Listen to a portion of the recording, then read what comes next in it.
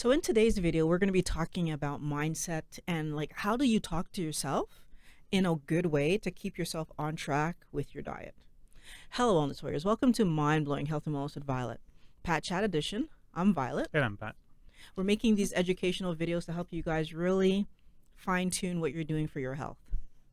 So this week we're gonna put together two ideas. The ideas of trying versus just, like you did a video a couple weeks ago about just losing 10 pounds and how like it's that doesn't work, just is not enough. And it was a comment we had on that video that caught my attention. So try for me is synonym with just. Mentally, if I went into a goal in the past, tried to exercise or try something in the house, try was a built-in out, an excuse or set up for failure. If I started and did complete, I could pseudo-soothe myself with at least I tried. So my question is, like, should we ban try from our vocabulary? Because like the viewer has a good point. Actually, she doesn't. No? She added at least to the front of the sentence. At Okay, least see, and just okay. are the same. It's the at least that allowed her to quit. Because at Okay. least I tried, right? But trying is something that we do all the time to improve. So for example, we all can walk because we tried as children, right? Some of us can swim because we tried. I know how to snowboard because I tried. Okay. I didn't step on the snowboard and do it right away. I had to keep trying until I was successful. So trying isn't the issue. It's the at least that she's Is the putting at in least. front of the sentence. But afterward, then, like, is it an excuse to not try again? If you say at least I try, because I'm just like, I think she's comparing the try versus the just. If I just want to lose 10 pounds, that means that, okay, once I have my 10-pound loss, then I'm going to go back to my bad habits and not care about that goal.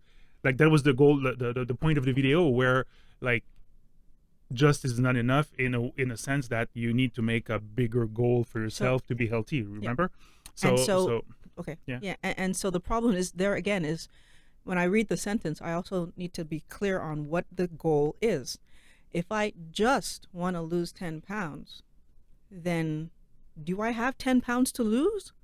Or is that the cap I'm putting on myself because I think I can't really do it? Versus I have weight to lose.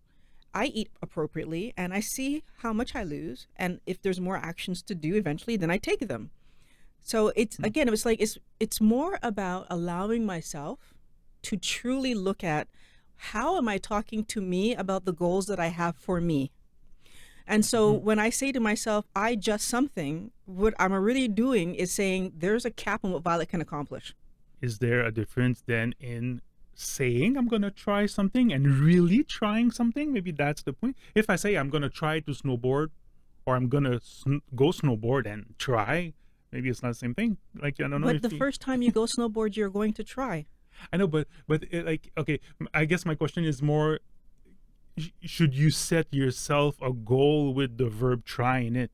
Yes. Okay. Because if I don't know how to do it, that's the beginning stage. So one of the things I want people to think about is I need to know what stage I'm at. Again, going back to that baby scenario, a baby doesn't know how to walk. When it's trying, it's actually trying. It doesn't know this is going to work. It's doing an action that it has a hope for, and that's what it means when you're trying. You're doing an action that you have a hope for, but you're not exactly sure how it's going to work out. The process of trying, and this is important for you to put their mind around, the process of trying is about learning. Every time I try, I'm going to be willing to do different actions and options to try to make it work because I don't know how it's going to work yet.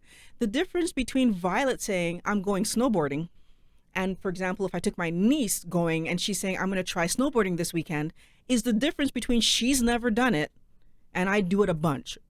If I were to go snowboarding this weekend and go sous bois, through the woods, I'm trying to snowboard through the woods this weekend because I don't know how to do that, right? It's not something that I'm comfortable with. It's not something that I do ever because I'm scared of the trees. Yeah.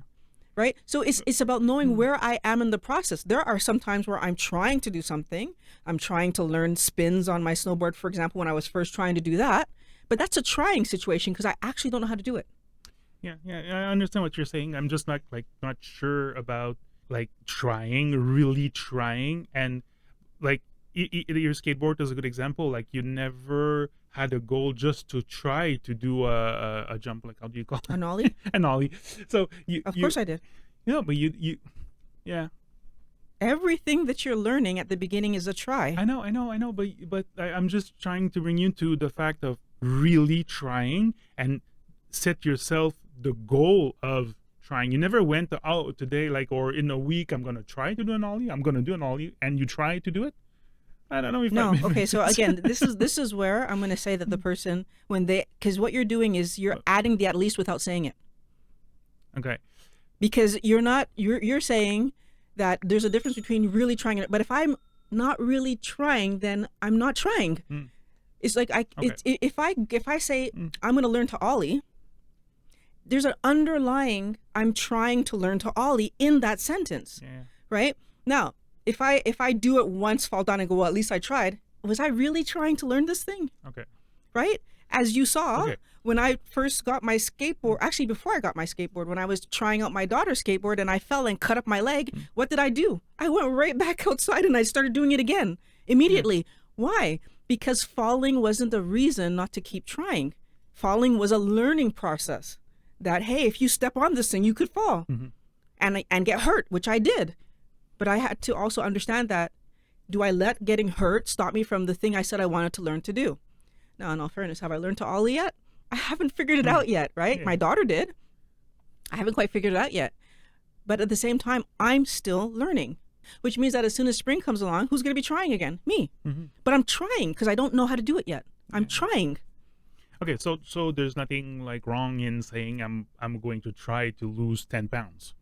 No. Basically, you might But you are fail, putting a limit on it. Yeah, but the importance is what you do with the failure. Basically, like So- if you don't succeed, you try to see why and you try again. So here's the thing I'm going to point out, and I feel like this is maybe where I'm starting to understand what you're saying, because if I say I'm going to try to limit, I'm giving myself a limit. Why? Okay. Pat, if you were to say to me, I'm trying to lose 10 pounds, I'm looking at you saying you're limiting yourself, Okay. right? Because you and I both know you have more than 10 pounds to lose.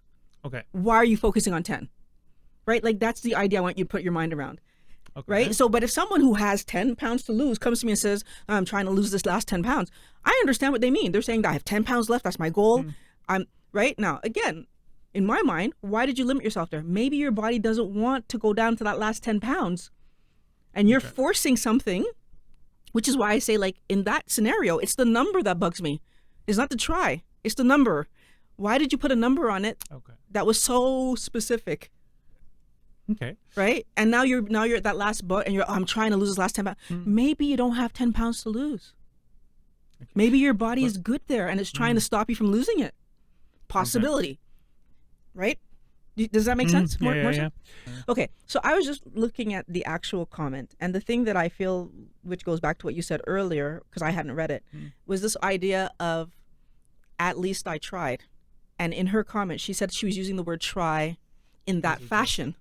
But I need everybody to think about it. Trying wasn't the problem. It was the at least that changed the. So the reason I made the video is that when you put just in front of something, you're negating what you're trying to do. It's like saying sorry, but then you're not sorry, right? You added a but to it and you gave me a reason why what you did was okay. You're not actually sorry. And it's the same thing. It's that we need to listen to how we limit ourselves and then we live out the limit, right? And that's the issue there. Okay. So in our example, if, for example, it's like beginning of the year, we're already in February, but like if this year I'm gonna try to exercise, the problem with try is not that it's a negative goal; it's just a limiting. It's not like powerful enough to maybe get you engaged in your goal and do it. If I'm just gonna try to exercise, I'm just gonna. But if I'm, yeah, point made.